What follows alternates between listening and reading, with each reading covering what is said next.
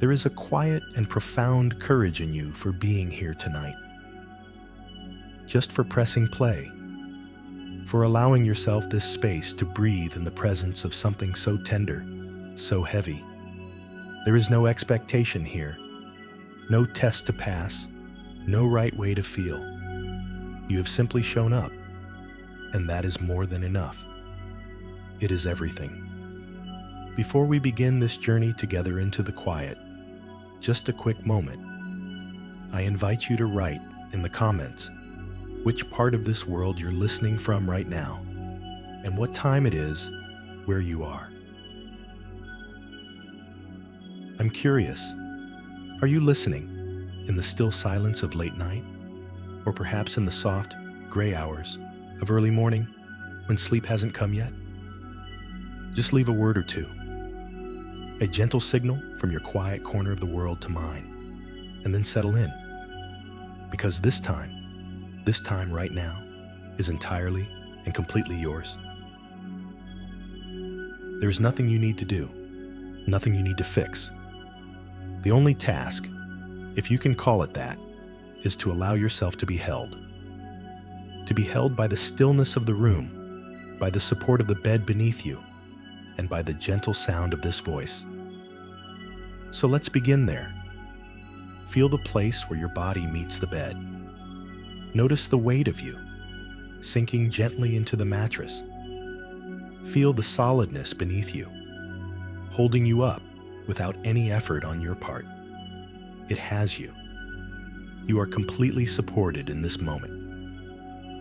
Perhaps you can feel the softness of the blanket or the sheet against your skin, the gentle pressure, a subtle warmth. Let it be a reminder of comfort, of safety. Let the darkness in the room be a friend, a soft cloak that wraps around you, protecting you from the demands of the world outside. This small sanctuary, this bed, is your harbor for tonight. And in this harbor, we will set a very gentle intention, not an intention to solve the unsolvable or to erase what has been written, not to force forgiveness or to chase away the shadows of regret. No, the intention is much softer, much kinder than that. Our intention tonight is simply to find a moment of peace. That's all. To carve out a small, quiet island in the vast ocean of your experience, and to simply rest there for a while. The goal is not to fight the waves of memory or emotion, but to notice that right here, on this island, in this breath, you can be still. You can be at peace, even if just for a moment. Think of this time not as work, but as a deep and deserved rest. A rest for your body, which has carried so much tension. A rest for your mind, which has run the same painful circles for so long. And most of all, a rest for your heart, which has held a universe of love and sorrow. As we move through this meditation together, we will not be turning away from the pain, but rather, we will learn to look at it with a new kind of gentleness. We will learn to hold the story without being crushed by it. We will explore the possibility that your love and your regret are not the same thing, and that one can exist without the other. We will discover that underneath the heavy layers of what if and if only, there is a current of pure, unconditional love that has never been broken and never can be. This is the journey we are embarking on. Not a journey to a different past, but a journey to a more peaceful present. A journey toward untangling the knots of guilt and responsibility so that the pure, golden thread of your love can be seen and felt once more. So allow your body to soften just a little bit more.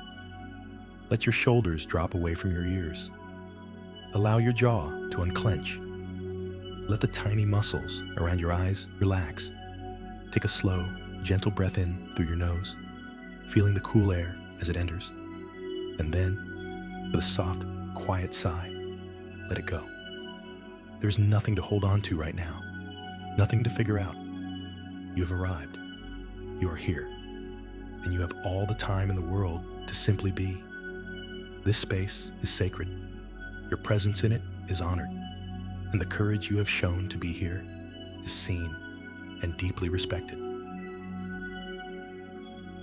Let's simply rest in this knowledge for a moment. The knowledge that you are safe, that this time is for you, and that the only goal is a moment of peace. Everything else can wait. The world can wait. The stories can wait. Right now, there's only the gentle darkness, the support beneath you, and the rhythm of your own quiet breath. Welcome to this space. Welcome to this quiet moment of courage and grace. In this quiet, safe space you have created for yourself, let's gently turn our awareness towards something that has likely been your constant companion. A weight. A burden that is often invisible to the outside world, yet profoundly real to you. It is the unspoken heaviness of grief, of regret, of a love that feels tangled up in sorrow. There is no judgment here for this weight. In fact, its very presence is a testament to the depth of your love. It exists because you cared so deeply, because you love so completely. For tonight, we are not going to try to push it away or pretend it isn't there. Instead, we are going to do something radical. We are simply going to acknowledge it with kindness. Let's use a gentle image. Imagine, if you will, that for all this time, you have been carrying a stone in your hands. This stone represents it all: the guilt, the feeling of powerlessness, the endless, looping questions that begin with "what if?" or "if only." It holds the story of every moment you wish you could rewrite. For a moment, just imagine holding this stone. You don't have to like it. You don't have to approve of it. You are simply noticing it. What is its weight? Is it a sharp, dense pebble, or a large, cumbersome boulder that requires all of your strength to hold? Just notice the sensation of its mass in your metaphorical hands. Time. 1.5s. Now, bring a gentle curiosity to its texture. Is it rough and jagged, with sharp edges that press into your skin, reminding you of the acute, cutting nature of the pain? Or perhaps, after all this time, its edges have been worn smooth, polished by the ceaseless turning in your mind, yet its weight remains just as heavy. What is its temperature? Does it feel cold, like a piece of river rock that leaches the warmth from your body, leaving you feeling chilled and depleted? Or is it strangely hot, like a coal of anger or self-blame that burns to the touch? There is no right or wrong answer. You are simply the observer, the gentle witness to this thing you have been carrying for so long. And this weight, this stone, it doesn't just stay in your hands, does it? It finds a home in the body. It settles deep into our physical selves. Let's bring a gentle awareness now into the body itself and notice where this burden lives. Let's start with your shoulders. Without straining, just bring your attention to the tops of your shoulders, to the space between your neck and your arms. Can you feel a familiar ache there?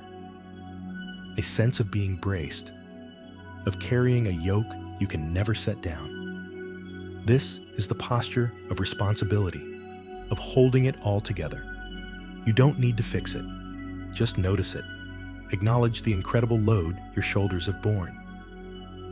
Now, let's allow our awareness to drift down into the chest, into the space around your heart. Perhaps you can feel a tightness here, a band of pressure, as if something is squeezing your heart, making it difficult to take a full, deep, easy breath. This is the home of sorrow, the physical echo of a heartache that is too vast for words. Again, no need to change it. Simply be with it for a moment, breathing softly, just acknowledging the sensation of a heavy heart. You might say to yourself, there it is. I feel that. And now, let your awareness travel down into your stomach, into your solar plexus. This is often where the knots of anxiety and fear reside. Do you feel a churning, a tightness, a hollow ache? This is the place of powerlessness, the feeling of being unable to control the outcome.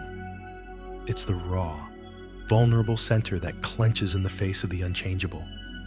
Be so gentle here. This is a tender place. Just let your awareness rest upon it, like a warm hand.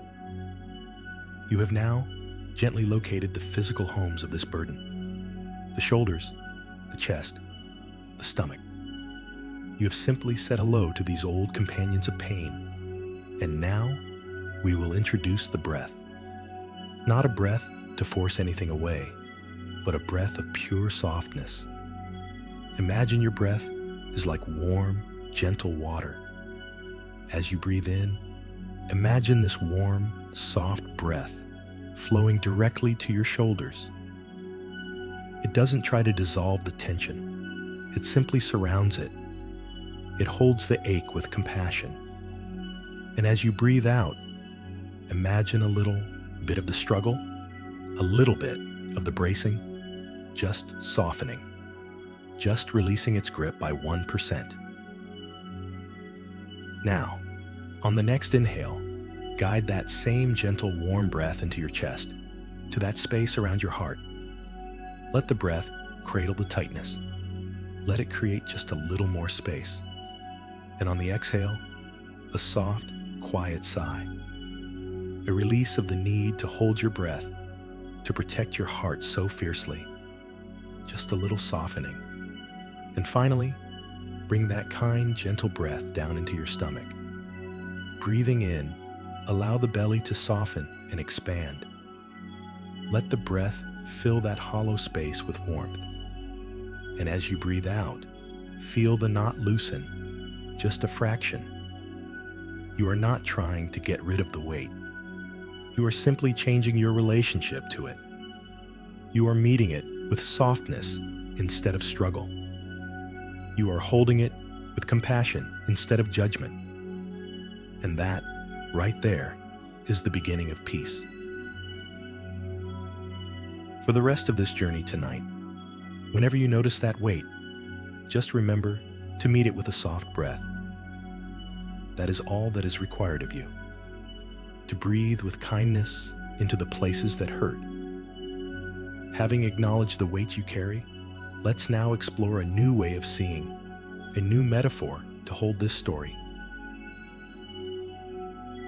For so long, perhaps the story has been one of failure, of responsibility, of a profound and painful feeling that you were somehow at the helm of a ship you could not steer to a safe harbor. This story is born of immense love, but it is also a source of immense suffering. So tonight, let's gently set that story aside, just for a little while, and try on a different one, a story of a river. Imagine your love, the pure essence of your love for your child, as a vast, deep, and constant river. It is not a small, contained stream. It is a mighty, life-giving force of nature. Feel the truth of this. Your love was, and is, immense. It has currents of immense power, depths of profound stillness, and a flow that has been present since the very first moment. This river is the very essence of your being as a parent. It is pure, unconditional, and endless. It has always been flowing, and it is flowing still. This river of your love is the fundamental truth. Now, in your mind's eye, see your child's life as a boat upon this river. A small vessel, unique and sacred, with its own design, its own materials, its own inherent journey to take. From the moment it was launched, this little boat was carried upon the currents of your love. Your river nourished it. Your waters held it afloat, supported it, and surrounded it with a constant, life-sustaining presence. Your role was to be the river. Your very nature was to provide the support, the sustenance, the environment of love in which this boat could journey. You were the water that quenched its thirst, the current that moved it forward, the very substance that made its journey possible. But here is the crucial, tender, and perhaps liberating truth we will sit with tonight. You were the river that nourishes and supports, but you were never the one at the helm of their boat. You were never the captain. That was a role you could never have held, because it was never yours to hold. The boat of your child's life had its own navigator, its own map, a map you couldn't see, and its own sacred destination, determined by forces far beyond your control. The pain, the regret, the guilt. So much of it comes from the belief that you were supposed to be steering. From the belief that if you had just been a better navigator, a stronger captain, you could have avoided the storms, the rocks, the final, painful shore. But a river cannot steer a boat. Think about the nature of a river. A river gives life freely and without condition. It offers its water, its flow, its very being to everything that travels upon it. The sunfish, the dragonfly, the fallen leaf, the little boat. The river holds them all. It doesn't question their path. It doesn't demand they travel in a certain direction or at a certain speed. It cannot protect them from the winds that blow across its surface or the storms that gather in the sky above. Its power, its sacred duty, is simply to flow, to be present, to hold, and to nourish. And this you did. Oh, how you did. Your river of love flowed with all its might. In moments of sunshine, your waters sparkled and warmed the hull of that little boat. In times of trouble, your currents ran deep and steady, offering a constant presence even when the surface was turbulent. You gave everything a river can give. Your entire essence was devoted to being the most life-giving, supportive, and constant river imaginable. That was your role. And you fulfilled it perfectly, because it is your very nature. The illusion that creates so much pain is the belief that you were supposed to control the boat's journey. But a river's power is not in control. It is in its unwavering presence. Can you feel the subtle shift in that?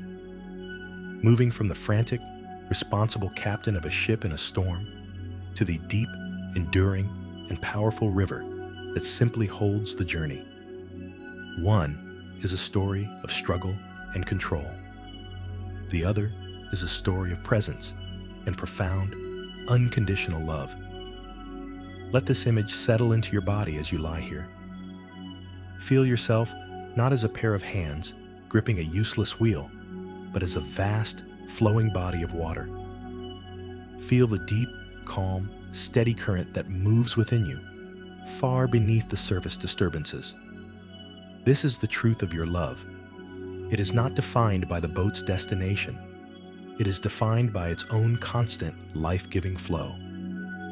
The journey of the boat was its own sacred mystery.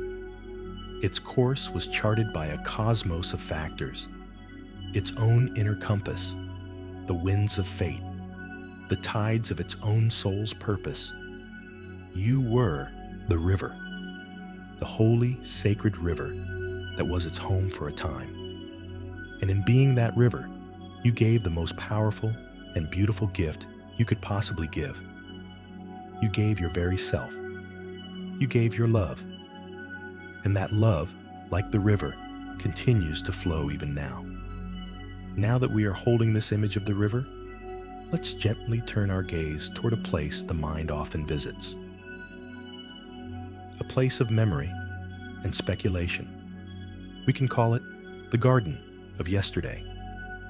This is a place we will walk through with great care, not as participants, but as gentle observers. I invite you now, in your imagination, to picture yourself standing at the edge of a garden. It might appear in the soft light of twilight, or perhaps under a perpetually overcast sky.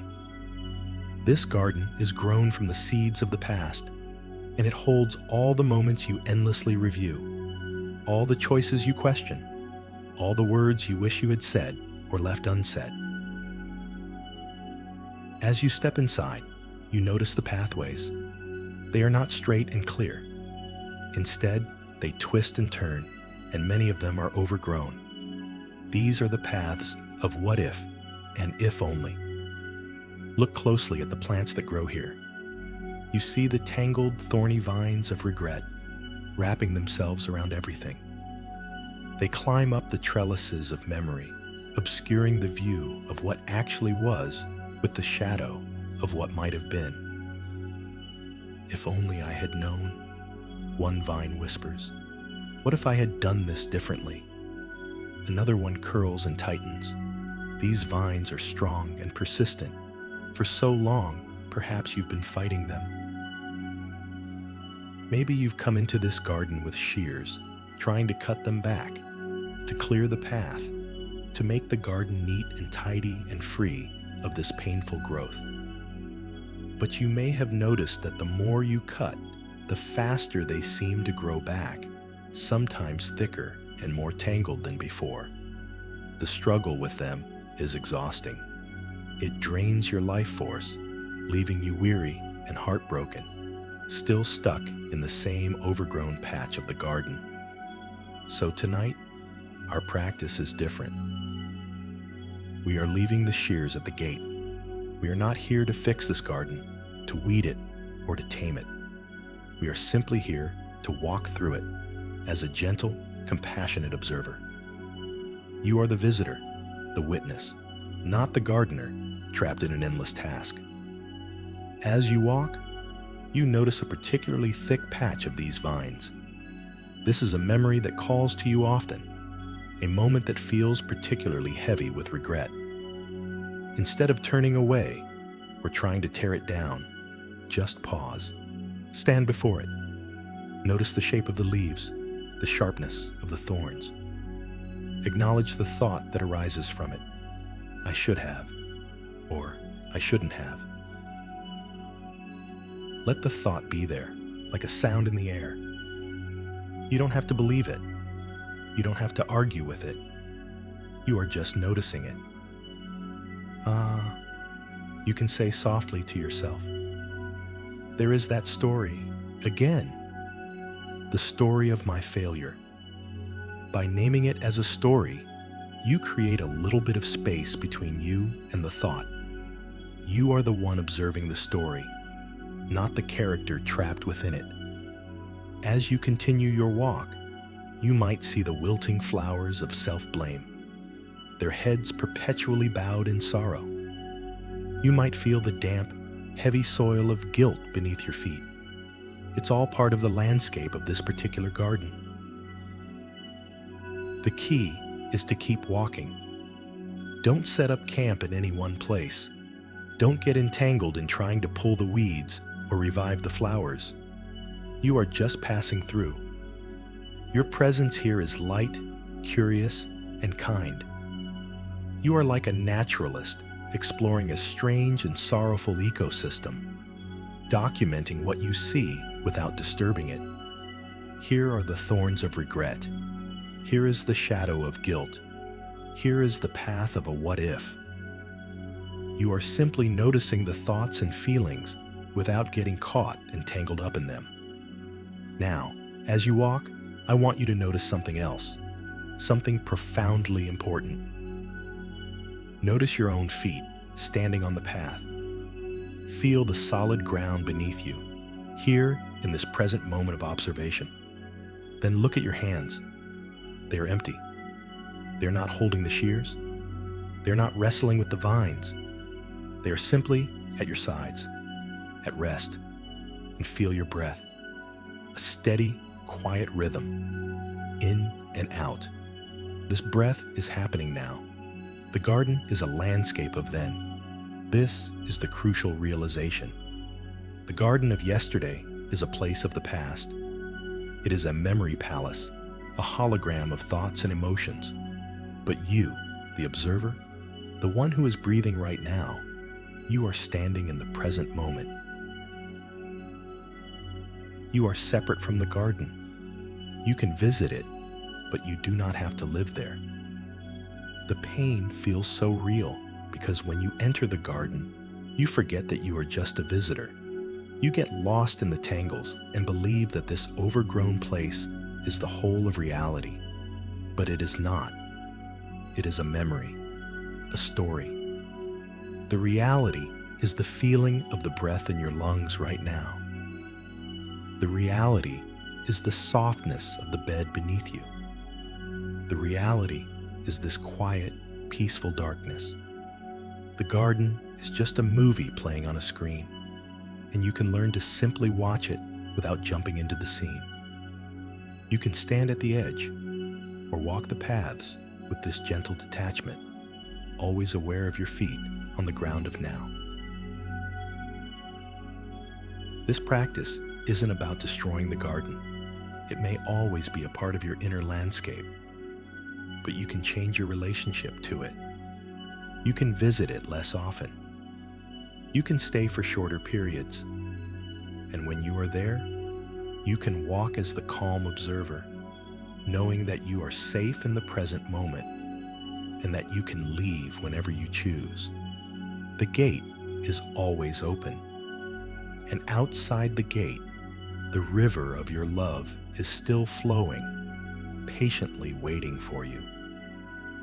As we stand at the edge of that garden, choosing not to become entangled, let us turn our awareness to an even deeper, more profound truth. This requires a different kind of seeing, a shift from the personal to the vast, from the story of what we did or didn't do, to the great, mysterious tapestry of life itself. Let's begin a deep and respectful contemplation on the sovereignty of another soul's journey, even the journey of your own precious child. This is perhaps one of the most difficult and yet most liberating understandings a heart can embrace. For a moment, set aside the role of parent with all its earthly responsibilities and profound attachments. Instead, see with the eyes of the Spirit. See your child not just as your child, but as a unique and complete soul who came into this world with their own purpose, their own path, and their own sacred contract with life.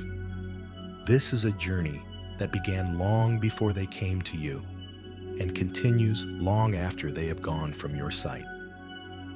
You are a profoundly important part of that journey. A guardian, a teacher, a protector, a source of boundless love. You were their home base, their safe harbor, the river upon which their boat was launched.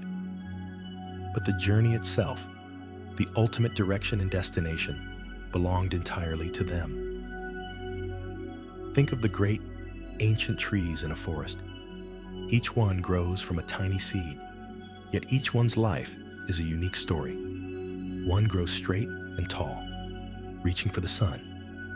Another is twisted by the wind, its branches telling a story of resilience and struggle. Another is struck by lightning, its journey cut short, yet it provides life for mosses and insects and fungi, its purpose transformed. Does the forest blame itself for the path of each tree? Does the earth from which they grow feel guilt for the tree that falls in a storm? No. The earth simply provides the nourishment, the foundation, the constant loving support for each tree to live out its own unique destiny. So it is with souls. Every life has its own lessons to learn, its own experiences to gather, its own challenges to face. Some journeys are long and peaceful, like a slow, meandering river.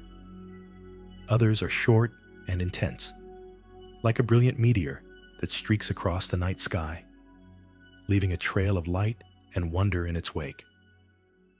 Who are we to say that one journey is better than another? Who are we to judge the length, or the path of a soul's sacred curriculum. The pain of our human heart comes from wanting a particular kind of journey for our beloved, a long, happy, safe journey. This is the natural prayer of love. But this prayer, this deep desire, is separate from the soul's actual path. This is where we can begin to transform the devastating feeling of failure into a reverent acknowledgement of a life that had its own purpose, however painful or mysterious it may seem to us now. The feeling of "I failed them" is rooted in the belief that you are in control of their soul's contract, that your job was to guarantee a certain outcome. But what if your job was different?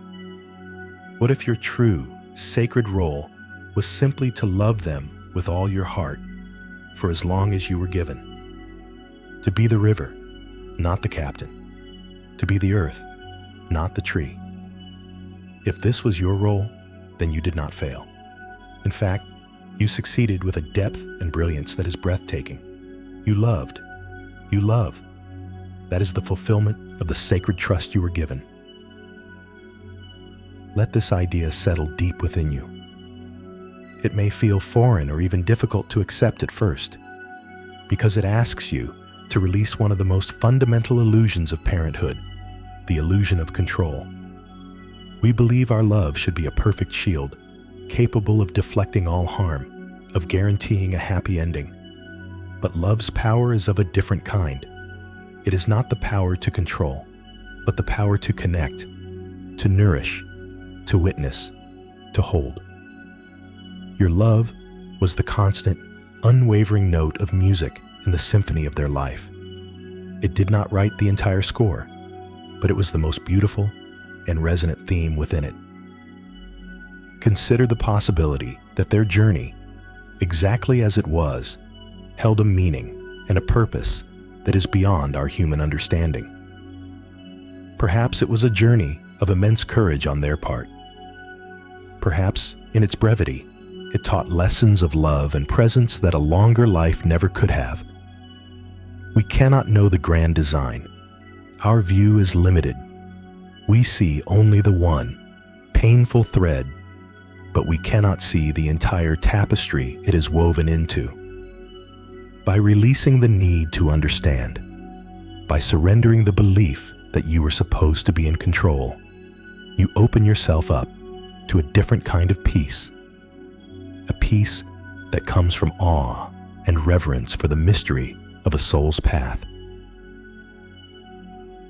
You can transform the question from "what did I do wrong?" to "what was the sacred truth of their journey?"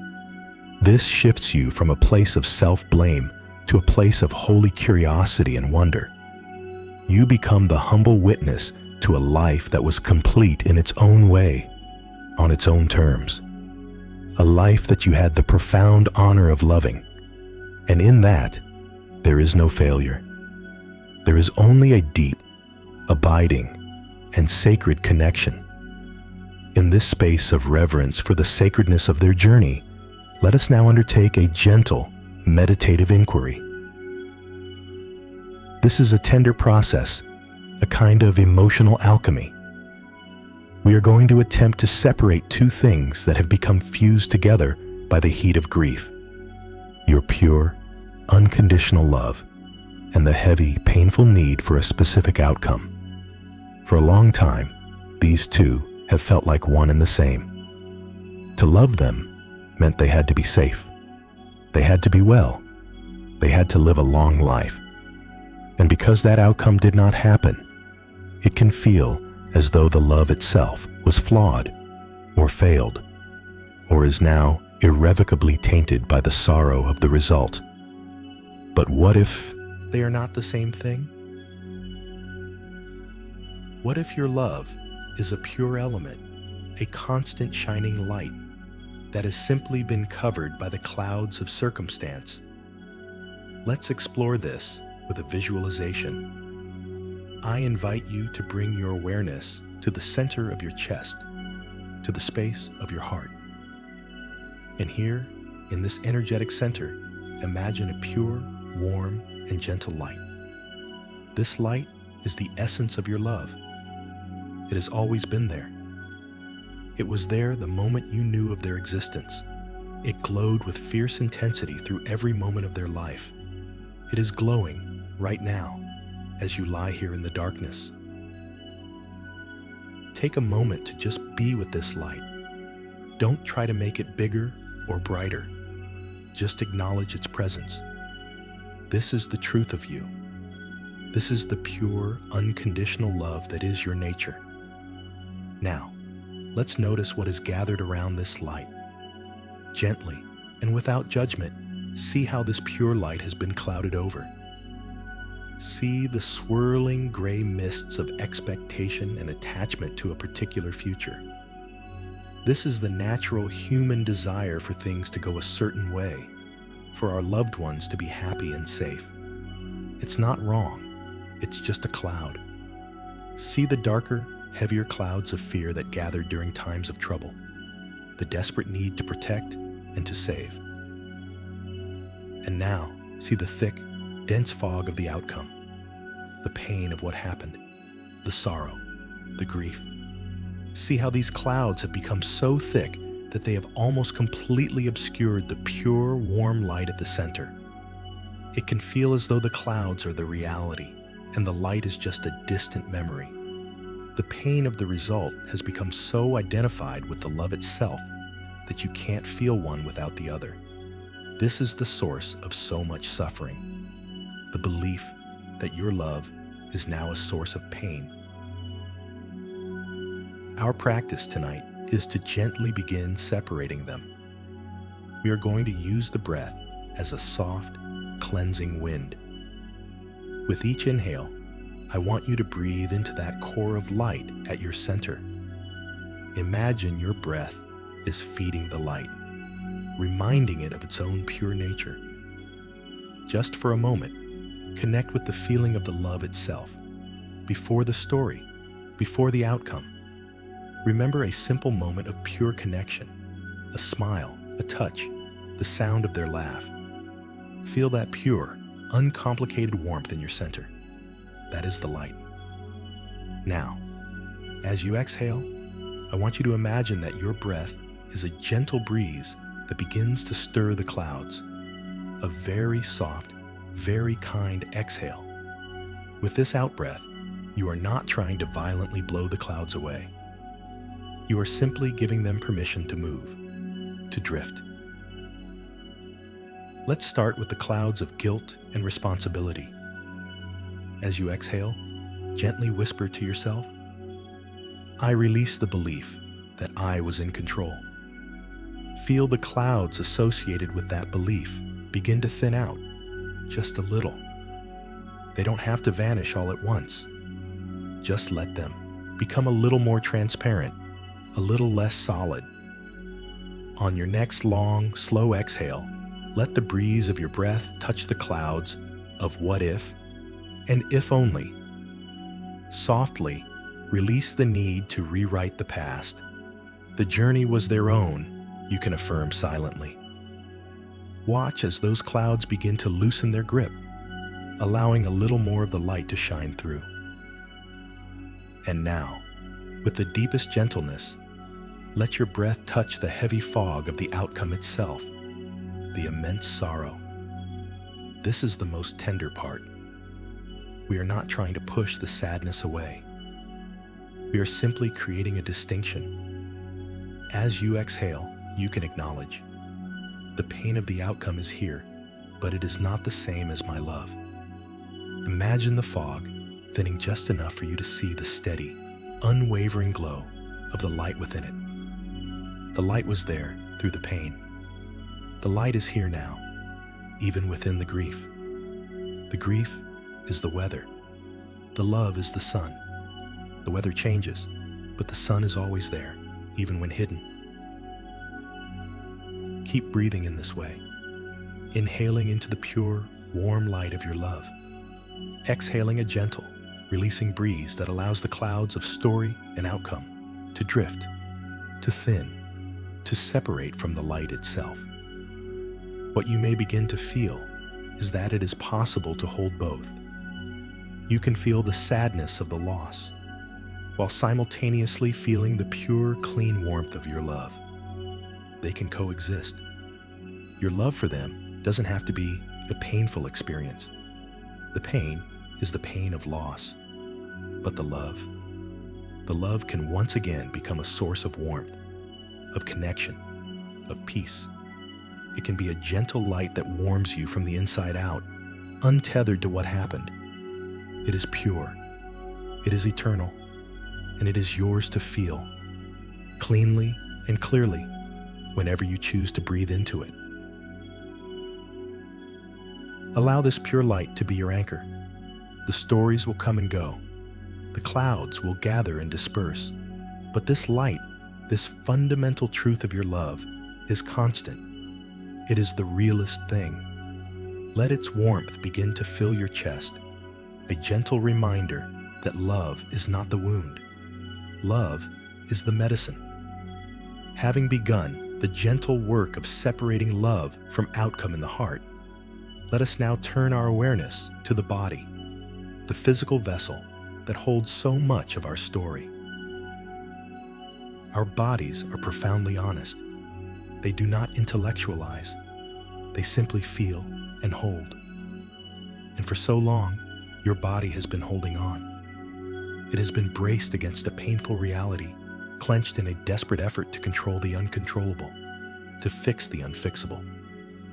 This is not a failing. It is a profound expression of love and instinct, but it is also exhausting.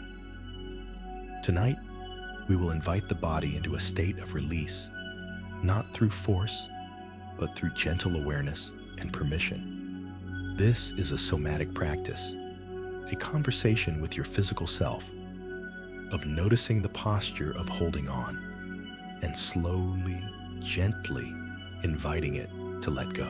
Time Sat 2.5s. Let's begin by noticing the hands. Without moving them, just bring your awareness to your hands as they rest beside you or on your body. Are they open or are they closed? Very often, without even realizing it, we hold our hands in a subtle or not so subtle fist. A clenched fist is the body's primal posture of struggle, of fighting, of holding on with all its might. It is the physical manifestation of trying to grip reality and bend it to your will. See if you can feel any tension in your palms, in your fingers, in your knuckles. Perhaps your fingernails are pressing lightly into your palms. Just notice this, without any judgment at all. Your hands have been trying so hard to hold everything together. They have been trying to hold on to your child, to hold back the pain, to hold in the grief. Thank them for their tireless effort. They have done exactly what they thought they needed to do to protect you. Now, very slowly, with deliberate, mindful intention, we are going to invite them to open. Let's start with just one finger, perhaps the thumb. Feel the muscle that holds it tight, and just give it permission to soften. Let it release its grip. Then move to the index finger. Imagine you are uncurling the petal of a flower that has been closed up against the night. Gently, slowly, let it lengthen. Let it rest. Continue this, one finger at a time. The middle finger, the ring finger, and finally, the little finger. Let each one release its long-held tension, uncurling until your hands are resting open, with the palms soft and facing upward. This simple shift in posture is a profound statement to your nervous system. A closed fist says, I must fight, I must hold on. An open hand says, I surrender, I release, I am open to receive peace. Just feel the new sensation in your hands, a tingling perhaps, a warmth, a lightness, the feeling of air on your palms. This is the physical feeling of letting go. Now, let's bring this gentle awareness to the jaw. The jaw is another place where we store immense tension and control. It's where we hold back the words we cannot say, the screams of grief, the arguments with fate. Without moving, just notice the state of your jaw. Are your teeth touching? Are they clenched, even slightly? Is there a tightness in the powerful muscles at the hinge of your jaw? This is the posture of gritting your teeth and bearing it, of enduring the unbearable.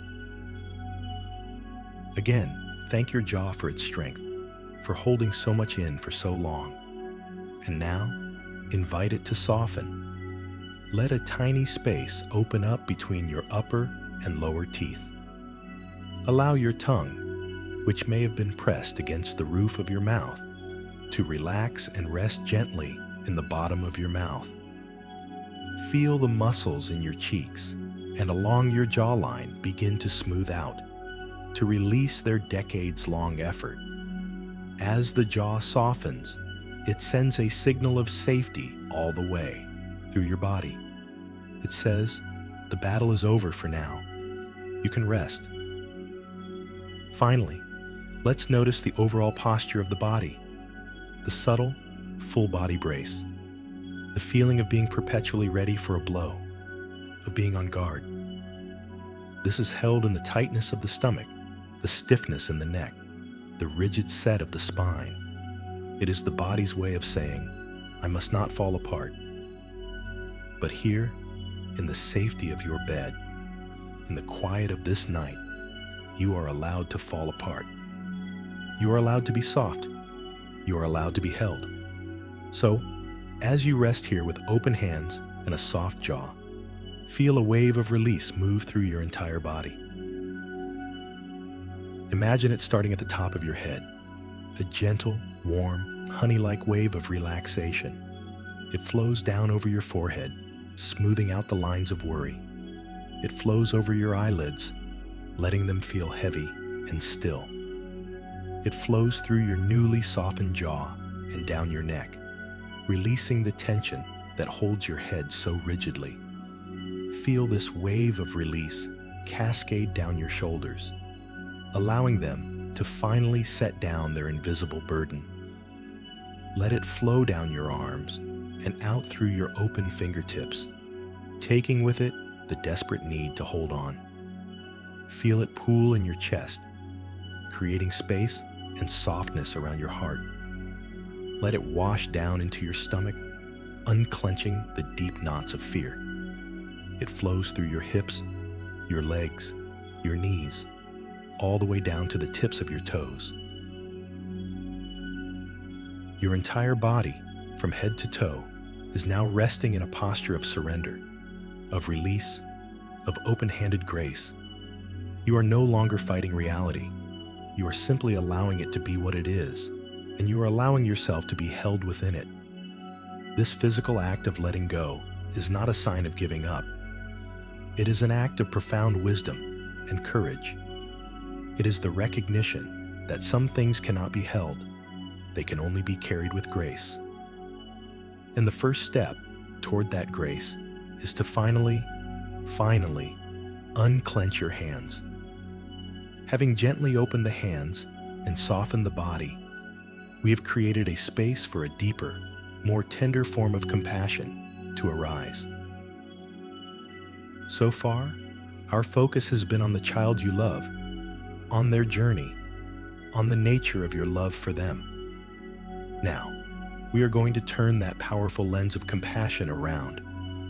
We are going to shine it inward, toward a person who is so often forgotten in the landscape of grief, a person who is judged more harshly than anyone else, the parent you were, the you of yesterday, the one who stands frozen in the garden of regret, forever trying to do it differently. This person, this past version of you, is in desperate need of the same kindness and understanding you have so generously given to the world.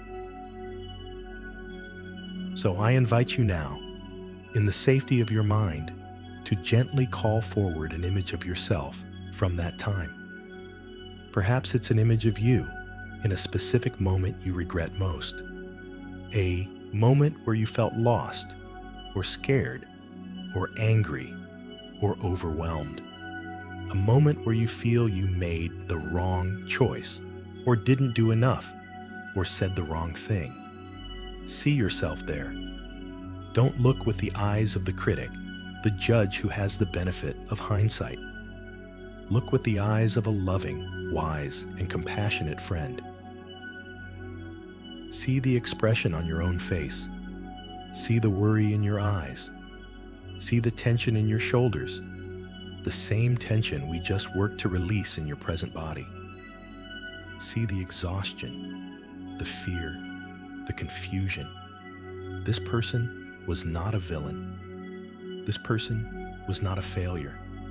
This person was a human being, doing the absolute best they could with the knowledge, the resources, and the emotional capacity they had at that exact moment in time. This is a profound and unshakable truth.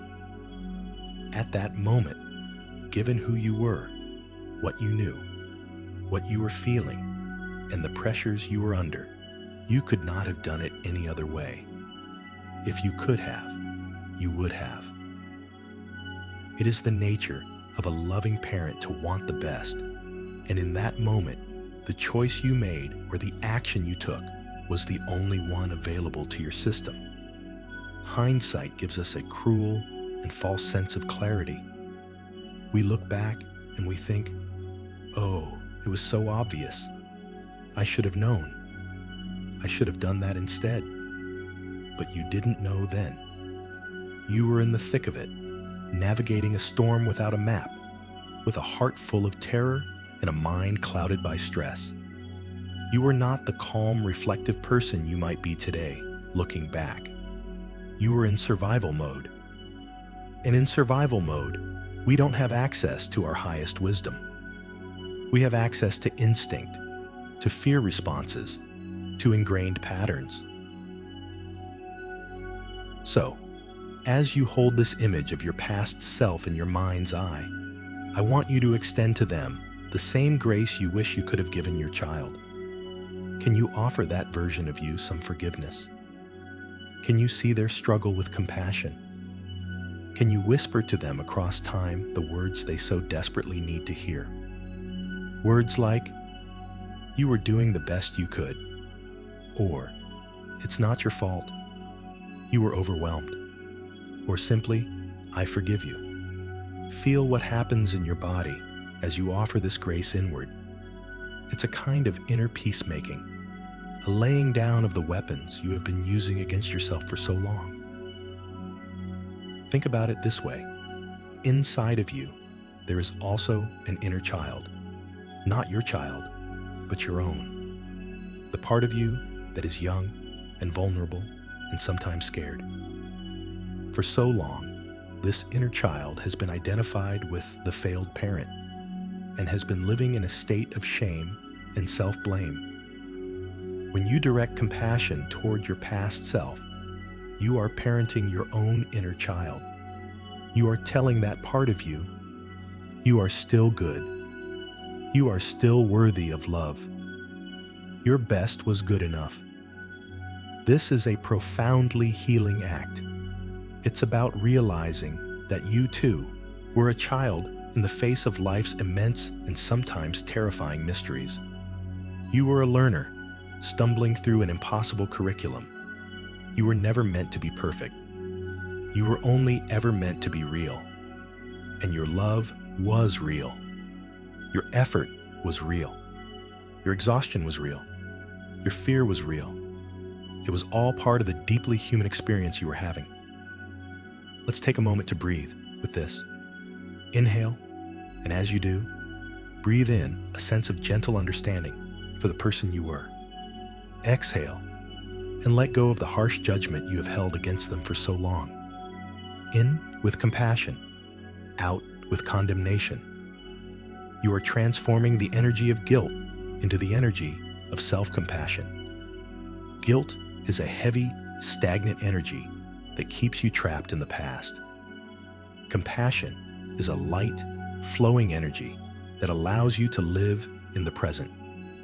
By forgiving your past self, you are not saying that what happened was okay. You are saying that you are no longer willing to punish yourself for it. You are choosing peace over self-flagellation. And in finding peace with the parent you were, you create a more peaceful inner world to live in now. You stop being your own accuser, and you become your own ally. This is not selfish. It is essential. For your healing, for your ability to carry the memory of your child with love instead of pain, you must first make peace with yourself. So let that image of your past self soften. Let them feel the warmth of your acceptance, your forgiveness, and let them, finally, be at rest. You are doing the best you can now, and you were doing the best you could then. Let that be the final compassionate word on the matter. As we rest in this newfound compassion for ourselves, let's now turn our awareness back to the connection between you and the child you hold so dearly in your heart. The story of regret and responsibility can make it feel as though the connection itself has been damaged or is now defined by pain. It can feel like a tangled, broken thing. But tonight, we will explore a different vision of this connection, one that transcends the events of the past and the limitations of the physical world. We will affirm the existence of a bond that is pure, eternal, and completely unbreakable. I invite you to visualize, extending from the center of your heart, a luminous golden thread of light. This is not a physical thread, but an energetic one, spun from the very essence of your love. It is incredibly fine, yet stronger than any material in the universe. It shimmers with a gentle, warm, and constant light. See this thread emerging from that place of pure love we uncovered earlier, the light that shines behind all the clouds. This thread is made of that light. It is pure, unconditional love made manifest as a connection. Now, see this beautiful, golden thread extending out from you, out into the quiet darkness of the room and beyond. It travels without effort, across any distance of time or space, and connects directly to the heart, the essence, the soul of your child. See it there, this luminous, unbreakable bridge of light between your heart and theirs. This thread is not made of the heavy, coarse fibers of responsibility or regret. There is no guilt woven into it. There is no what if, or if only tangled along its length. It is perfectly smooth, perfectly pure. It is made only of love. This is the crucial understanding. The connection of love was never, ever contingent on the outcome of their life. It was not a reward for a long life, and it was not broken by a short one. It cannot be severed by choices, by distance, by illness, or even by the profound transition we call death. It is a connection that exists on a soul level, beyond the reach of earthly circumstances. Feel the reality of this thread. You might even place a hand on your heart, feeling the warmth of your own skin, and imagine that you can feel the gentle, subtle anchor point of this golden connection. And if you listen with your heart, not your ears, you may be able to feel a gentle, warm pulse traveling along this thread. It is a quiet, steady rhythm, like a cosmic heartbeat. This is the pulse of your enduring connection. It is a constant reminder that love remains. It has not gone anywhere. It has simply changed its form. The way you express that love has changed, and the way you receive it has changed. But the love itself, the connection, is eternal and present, right now, in this very moment. For so long, you may have been trying to reach for them through the thorny garden of memory, through the dense fog of grief. You've been trying to connect through the pain, but that is like trying to make a call on a line full of static. The connection is still there, but it's hard to hear, hard to feel. This golden thread offers a different way. It bypasses the static of the mind and the pain of the story. It is a direct line, heart to heart, soul to soul. When you feel a wave of sadness, you can acknowledge it, and then gently shift your focus to this golden thread. When your mind gets caught in a loop of regret, you can take a breath and bring your awareness back to the simple, warm pulse of this connection. This thread affirms that you are still a parent. Your love still flows. You are still connected. The relationship has not ended. It has transformed. You have transitioned from a parent of a child in the physical world to the parent of a soul in the spiritual world. Your love is still a nourishing river, and it still flows to them wherever they are. And perhaps, just perhaps, a gentle warmth flows back to you along this same golden thread. You don't have to force this or imagine it too hard. Just remain open to the possibility that the connection is a two-way street. That love, being the powerful force that it is never truly lost. Let the image and feeling of this golden thread bring you a quiet comfort. It is your truth to hold on to when the stories of the mind become too loud. It is the simple, elegant reality beneath the complex and painful narrative of loss. It is the answer to the heart's deepest question. Are we still connected? The answer is yes, always, unconditionally. The bond was forged in love, and anything forged in pure love is eternal. It cannot be broken. It cannot be tarnished. It cannot be lost. So rest now in this beautiful, simple truth. Feel the gentle, steady, golden light connecting you to them. It is a quiet harbor in the storm of grief, a constant, silent reassurance that the most important thing, the love, remains. Let its warmth soothe your heart. Let its strength support you. Let its light illuminate the darkness. The connection is real. It is here, and it is forever. Resting in the gentle, unwavering light of that golden thread. Let us now revisit a feeling we touched upon earlier, but this time with the intention of profoundly reframing it. Let's return to the heavy, hollow feeling of powerlessness. For so long, this feeling has likely been a source of immense pain, a confirmation of your perceived failure. I was powerless to save them. This sentence, or one like it, has perhaps echoed in the chambers of your heart, a painful mantra of defeat. The feeling is real. The experience of it was real. But tonight, we are going to look at the story of powerlessness from a completely different angle. We are going to rewrite it, not by denying the feeling, but by redefining what true power actually is. Your mind has been conditioned to believe that power is control. Power is the ability to produce a desired outcome. Power is fixing, solving, and saving. By this definition, yes, in the end, you were powerless. The universe, the path of their soul, the forces of life and death were far greater. And in the face of these immense forces, your desire to control the outcome was, indeed, not enough. The pain comes from continuing to measure yourself against this impossible standard of power. But what if that is the wrong definition of power altogether?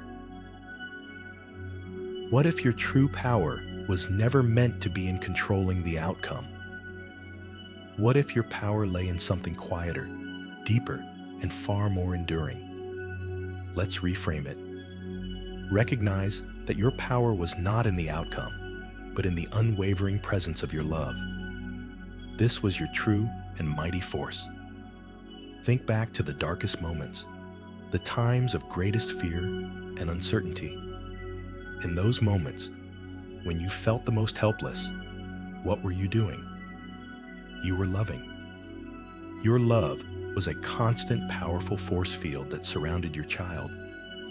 It was a silent vigil you kept in the long hours of the night. It was the whispered prayers or hopeful thoughts you sent out into the universe. It was the warmth of your hand, the gentle tone of your voice, the fierce, protective energy that radiated from your very being. Do not dismiss these things as passive or powerless. They are the furthest thing from it. In a world of chaos and uncertainty, your love was a constant, a fixed point, a lighthouse in a terrifying storm. While you could not stop the storm, your light never, ever went out. It shone steadily, bravely, and with all its might, right until the very end and beyond. This was your true, powerful role, to be the anchor of love in a sea of unpredictability. Can you feel the difference? It's a shift from seeing yourself as a failed operator of a machine you couldn't fix, to seeing yourself as the steadfast keeper of a sacred flame that could not be extinguished. Let's honor this power.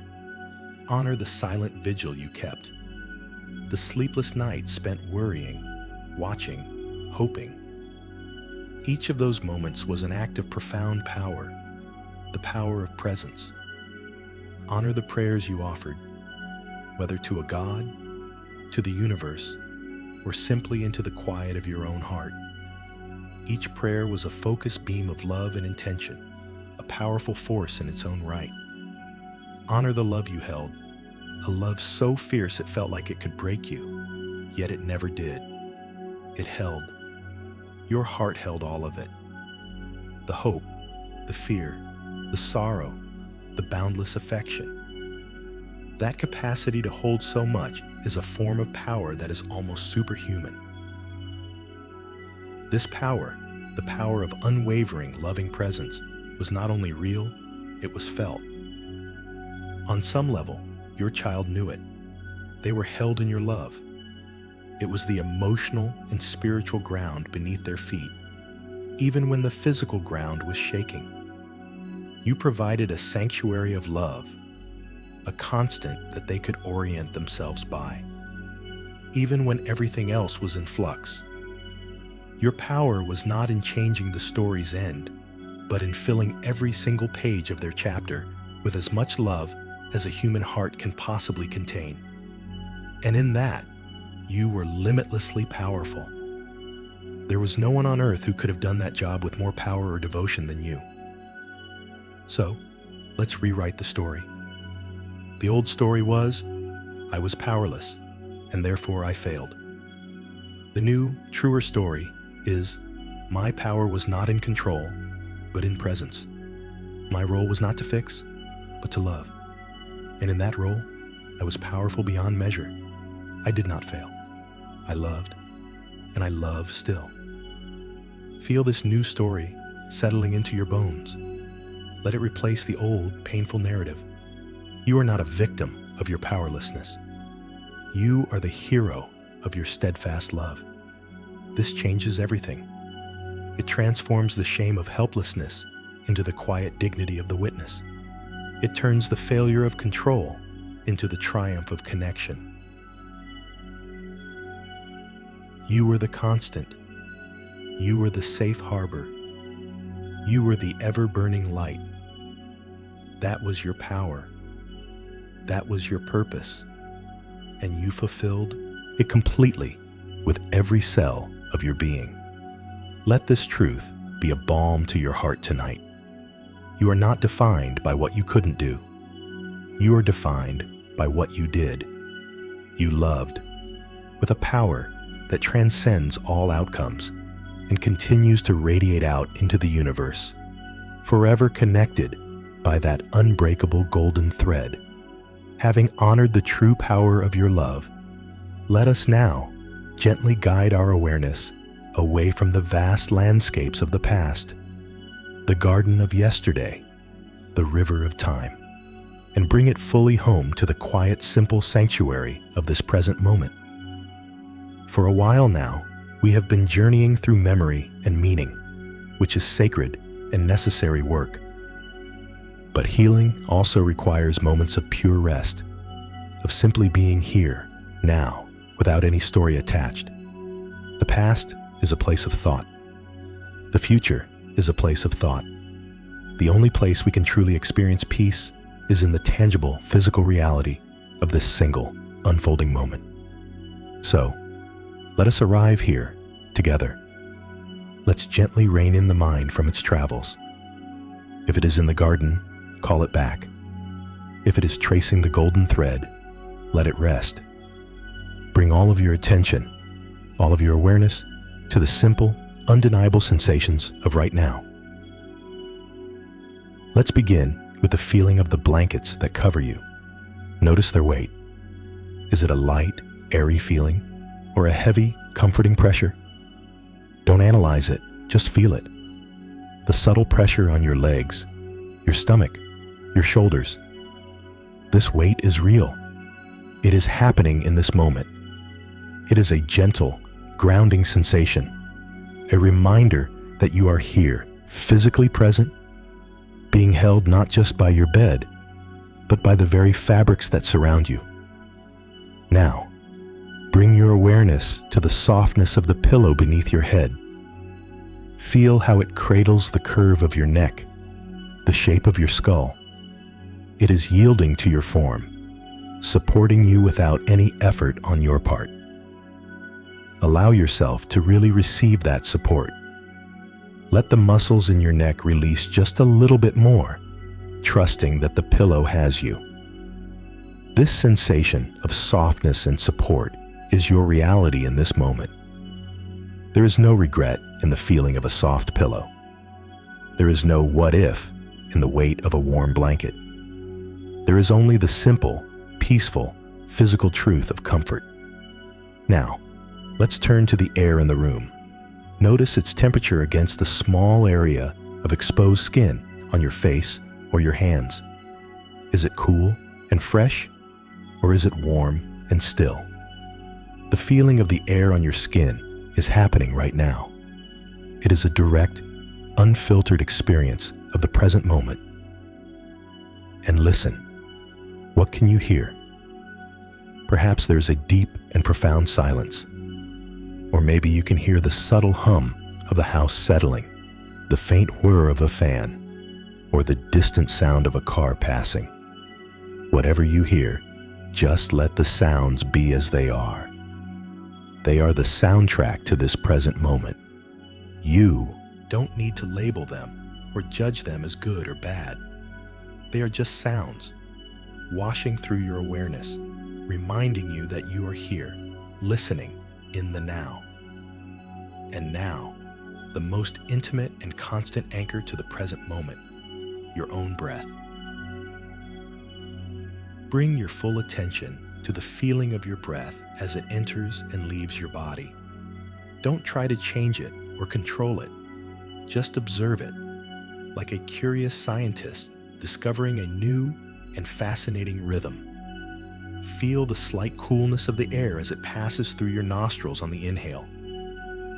Feel the gentle rise of your chest or your belly. And then, feel the warmth of the air as it leaves your body on the exhale and the gentle fall of your chest or belly. This rhythm has been with you your entire life, a steady, faithful companion. And it is happening right now. Each breath is a new beginning, a fresh moment. The past is not in this breath. The future is not in this breath. There is only this inhale and this exhale. As you focus on these simple, tangible sensations, the blankets, the pillow, the air, the sounds, the breath, you may notice a profound truth begin to dawn on you. In this present moment, right now, as you lie here breathing, you are safe. In this moment, there is no crisis to manage. There is no fire to put out. There is no difficult decision to be made. The struggles of the past are memories. The anxieties about the future are thoughts. But in the physical, sensory reality of right now, there is peace. Right now, you are okay. This is not a denial of your pain. The pain is real. The grief is real. But it is a story that belongs to the past. The peace of the present moment is also real. And you can choose, even for a few seconds at a time, to rest your awareness here, to take refuge in the simplicity of now. Each time your mind wanders back to the garden of yesterday, gently and kindly, without frustration, guide it back. Back to the feeling of the breath, back to the weight of the blanket, back to the silence of the room. Think of it like training a gentle puppy. You don't scold it for wandering. You just gently lead it back, again and again. This practice of returning to the present moment is an act of profound self-kindness. It is how you create small islands of peace in the vast ocean of your grief.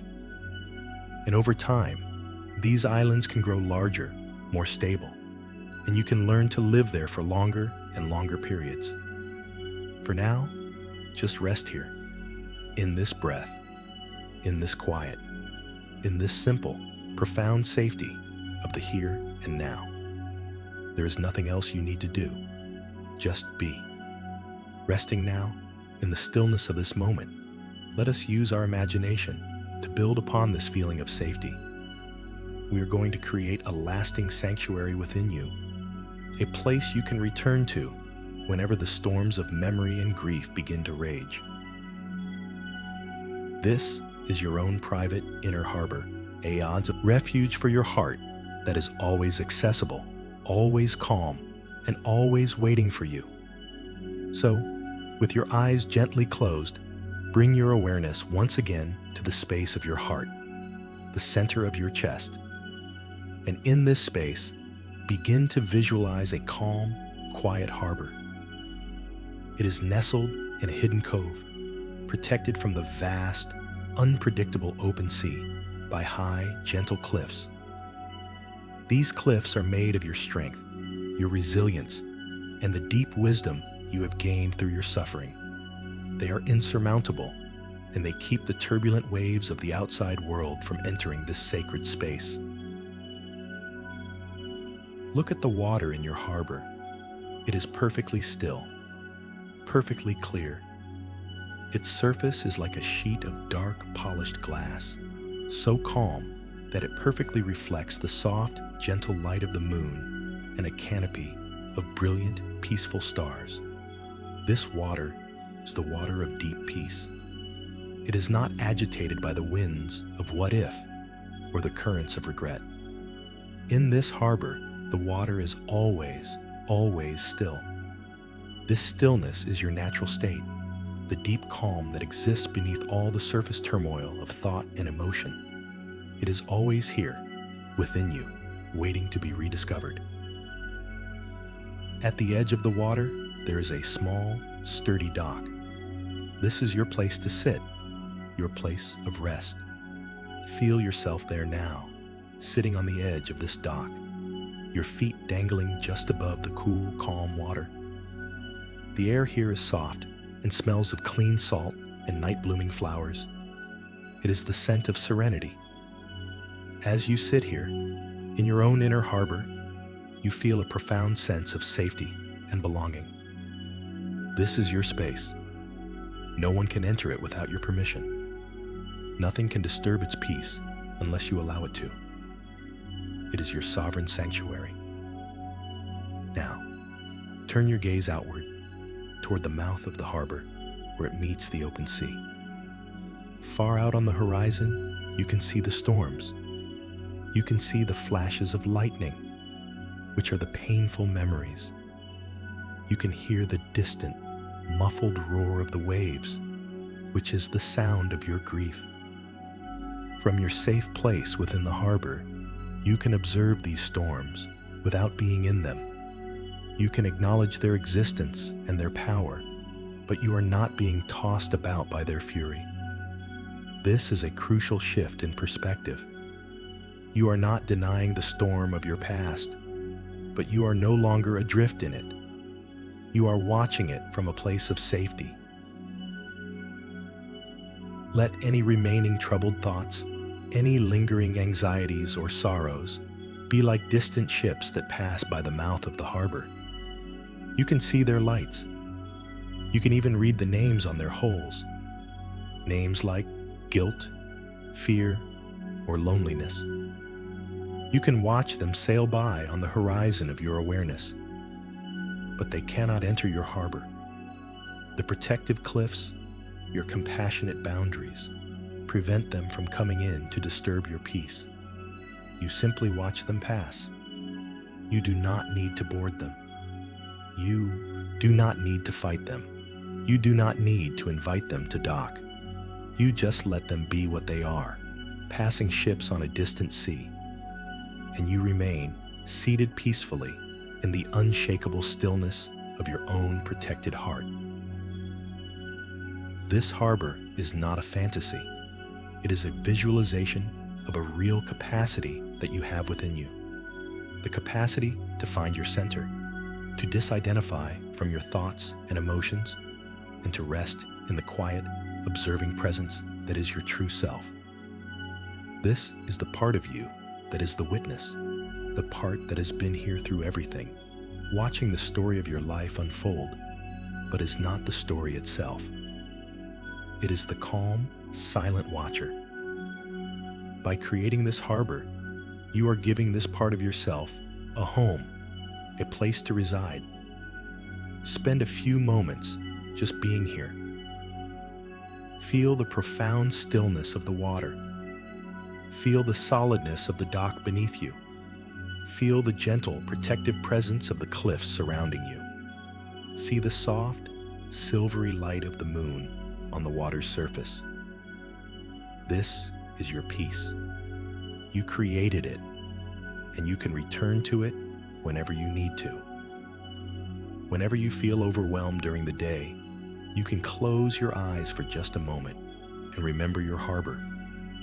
You can take one deep breath and imagine yourself sitting on that dock, watching the storm from a safe distance. This inner sanctuary will grow stronger and more real every time you visit it. It is your gift to yourself, a refuge from the storm, a harbor for your heart, a place where you can finally be at peace. Let the feeling of this deep, quiet stillness begin to permeate your entire body. Let it be the dominant sensation as you continue to relax, as you prepare for the deep and restorative journey into sleep. You are safe in your harbor. You are at peace. All is well, right here, right now. Resting safely now, in the quiet stillness of your inner harbor, let us gently turn our focus to the most simple and powerful tool we have for deepening this state of peace, the breath. The breath is the bridge between the body and the mind, the anchor to the present moment, and the rhythm that can carry us gracefully from wakefulness into sleep.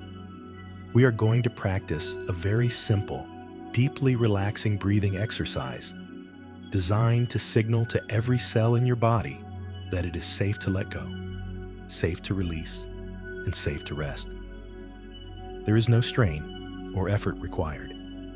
You are simply allowing your breath to become a wave of release, washing over you again and again.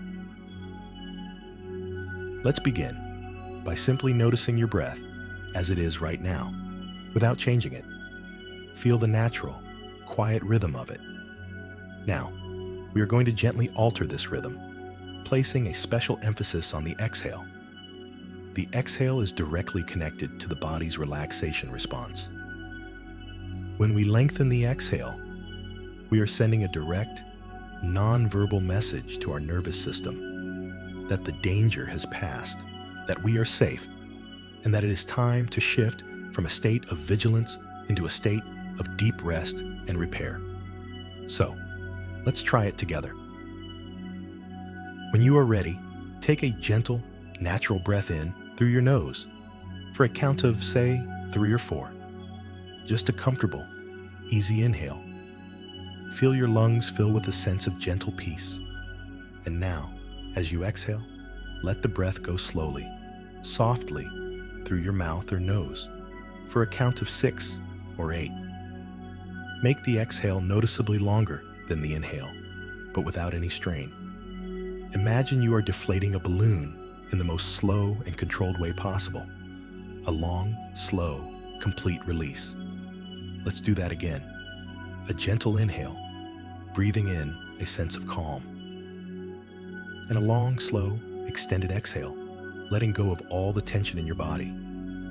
As you exhale, you might even add a soft, barely audible sigh. The kind of sigh you make after a long, hard day when you finally get to sit down. That sigh is a powerful physical cue of release. So, let's continue this pattern, inhaling a sense of gentle peace, of quiet calm, and exhaling with a long, soft sigh, the heavy weight of the day, the heavy weight of the years. Let's give each breath a purpose. With your next inhale, breathe in the feeling of softness. Imagine you are inhaling the texture of velvet or silk, filling your whole body with gentleness. And as you exhale long and slow, let go of any hardness, any rigidity, any bracing you are still holding in your body. Let the shoulders soften. Let the jaw slacken. Let the belly become soft. On the next inhale, breathe in the quality of stillness, the stillness of the water in your harbor. Breathe in that deep, reflective peace. And as you exhale long and slow, release the inner restlessness, the churning of the mind, the need to figure things out. Let the mind become as still and clear as that harbor water. Imagine that each breath is a wave upon the shore of your being.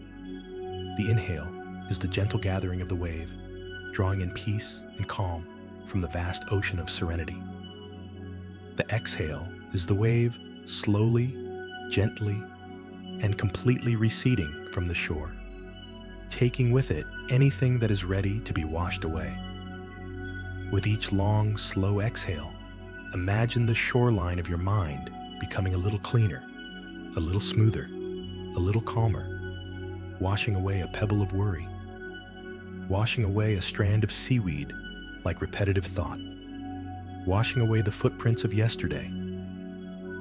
The inhale brings in fresh, clean, peaceful energy. The exhale carries away the old, the tired, the heavy. Keep this gentle rhythm going at your own pace. There's no need to count anymore. Just focus on the feeling of making the exhale longer than the inhale. Feel the deepening sense of relaxation that spreads through your body with each cycle. It's a heavy, pleasant, warm sensation. A feeling of sinking deeper and deeper into the support of your bed. Your limbs feel heavy and limp. Your eyelids feel heavy and relaxed. You are being breathed. The process is happening all by itself. You are just the peaceful observer, feeling the gentle waves of release washing through you. This breath is your lullaby. It's the most ancient and comforting rhythm you know. The first sound you heard in the womb. It is the rhythm of life itself, a steady, faithful pulse that affirms your safety and your right to rest. If your mind wanders, as it naturally will, just gently guide it back to the feeling of the long, slow exhale, back to the sensation of release. Don't be discouraged. The simple act of returning your focus is the practice itself. Each time you return to the breath, you are strengthening your ability to find peace. With each breath, you are letting go more and more. Letting go of control, letting go of the past, letting go of the need to be awake and on guard. You are surrendering to the profound wisdom of your body, which knows that rest is not a luxury, but a necessity. It knows that in the deep, quiet spaces of rest, true healing occurs.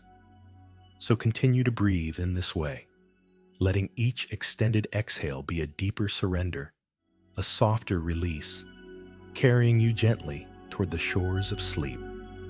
As the gentle rhythm of your breath carries you deeper and deeper into tranquility, let us contemplate the very nature of the state you are approaching. Sleep. We often think of it as simply an absence of wakefulness, a shutting down, a blank space between one day and the next. But what if we were to see it as something more? What if sleep is not an ending, but a profound and necessary transformation? A journey into a sacred darkness where the deepest forms of healing and release can happen, all on their own, without any effort from you. Think of a caterpillar entering its chrysalis. It surrenders completely to a process it does not understand. It dissolves into a kind of cellular soup, a state of profound unknowing. And in that dark, protected space, a miraculous transformation occurs. Sleep is your nightly chrysalis. It is a journey into the creative darkness where the self you have been all day, the worrier, the rememberer, the doer, is allowed to dissolve. And in that dissolution, the body and the soul are given the space to rebuild, to repair, to repattern themselves. The conscious mind, the part of you that holds on to the stories and tries so hard to solve the puzzles of the past, finally gets to rest. And when the conscious mind steps aside, a deeper, older, and far wiser intelligence can begin its work. The intelligence of your body, which knows how to heal a cut without instruction, knows also how to begin healing the deeper wounds of the heart, if only it is given the quiet space of sleep to do so. For so long, you have been on watch. You have been the tireless sentinel, standing guard over your grief, over your memories, over the story of your love and loss. It is a vigil you have kept with immense devotion. But even the most faithful guard needs to rest. And so tonight, I am giving you full and complete permission to lay down the vigil. Permission to end the watch, just for a few hours. You can trust that the night will hold you. The darkness is not an enemy. It is a gentle, velvet blanket. The silence is not empty. It is full of restorative potential. You can hand over the burden of your watchfulness to the great, gentle mystery of the night. It is safe to let go. Nothing will be lost. The love will still be there in the morning. The memories will be there. But you will have given yourself the sacred gift of respite. You have done enough for today. You have carried the weight. You have felt the feelings. You have held the story. Now, it is time to set it all down at the bedside, just as you would set down a heavy bag at the end of a long journey. You can pick it up again in the morning if you need to, but for tonight, you are free. Feel this permission sinking into your bones, the permission to be done, the permission to rest. Notice the feeling of heaviness spreading throughout your body now. This is not the heavy weight of sorrow. This is the pleasant, grounding heaviness of deep relaxation. It is the feeling of your body preparing for its journey. Your arms feel heavy.